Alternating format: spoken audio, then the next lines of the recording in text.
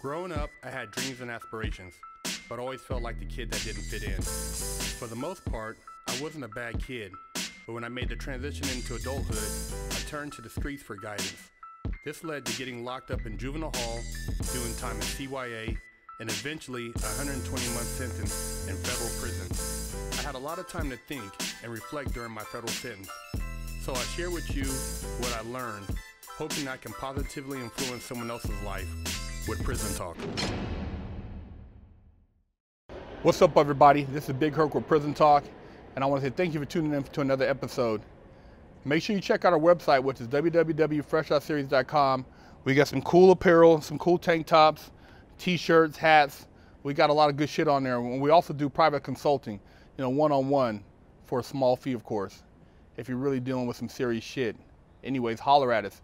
And I want to say thank you for supporting our channel and for subscribing to our YouTube. You guys have pushed us to almost 100,000 subscribers. I had a question from one of our viewers. What if a guard starts talking shit? Are you just supposed to deal with it? Do the other inmates lose respect for you if you don't try to get the guard to back down? Well, I've seen guards get checked at multiple places. Had a homeboy at Dublin. The guards were very disrespectful. You know what I'm saying? And they were just, doing a lot of shit that was out of pocket, talking to people sideways. So the homie and his brother, man, got tired of it, and the homie's brother choked the motherfucking guard out. Yeah, they put him in a motherfucking full Nelson, man.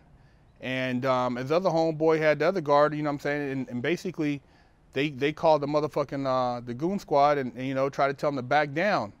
And, it was a standoff. And, this particular, the guard, he had put himself in a world of shit because he thought he was the big dog.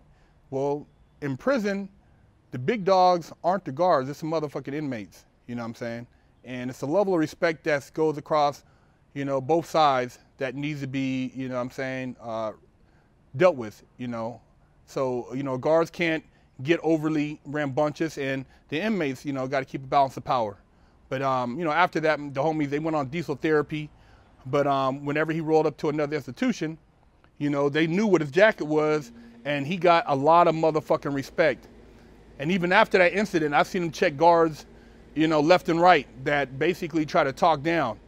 And he would get all up in their face, and they didn't know what the fuck to do. A lot of time these guards are these country boys, because prisons are in these fucking shit fuck towns in the middle of nowhere. So you got these hillbillies that would never have a job otherwise, working at these correctional institutions, thinking they're tough guys now. And, or you have ex-military who are just looking for a job, and they come in there, these guys, the ex-military guys are usually pretty cool because they've been through some bullshit. They've been through boot camp, they've served time overseas, so they know what's up about respect. But a lot of times these fucking hillbillies don't get it, man. And those are the ones who usually, get checked real serious. I was at another spot, and the guard was, always searching people's cells, tearing up people's shit, confiscating food, and one time one of the big homies just told him, man, sit your motherfucking ass down. We don't need that bullshit up in here. Ain't no shit jumping off up in here. You see this as a motherfucking, a peaceful motherfucking unit, man. Why you always fucking with people, man? You gonna keep fucking around till some shit gonna go kick off, and you gonna get your motherfucking head busted. And the guard was scared to death. Didn't know what to do. This motherfucker had been down already 15 years, and he wasn't taking no shit. And he got tired of the motherfucking shit up in there, so he spoke for the whole motherfucking unit.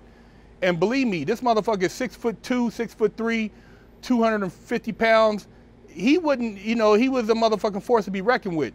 And that motherfucking guard eventually apologized and learned to sit his ass down at that motherfucking guard station and quit fucking with people.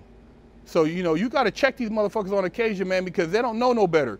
They come in there, man, and they see a lot of minorities, and they think that they can assert themselves over these people because they're criminals. They're here to be punished. Well, motherfucker, you can get punished likewise. So, shit can go down. I've seen when they put shit on a motherfucking guard station's door handle. They throw a piss bomb underneath the station. They can make his life miserable. Every time he comes in there, he could be dealing with shit, piss, or whatever else they can come up with. So, there's got to be a level of respect all across the board. But if a guard is like out of pocket and keeps disrespecting you, tell him to take his motherfucking belt off. Let's go handle it. Tell that motherfucker, you know, what's cracking. You got a problem with me? You know what I'm saying? Guards can be touched too. You know, you can get their information and find out about them just like they can find out about you. I've seen that happen where a guard was fucking with a dude that was a mob boss, and this motherfucker found out about the motherfucking family and had pictures of him and told his motherfucking ass exactly where his family was located, and this guard got scared as shit and backed the fuck off because he thought he was a gangster, but he didn't know he was dealing with a real gangster. So yeah, these guards, man, you know, there's ways to deal with them.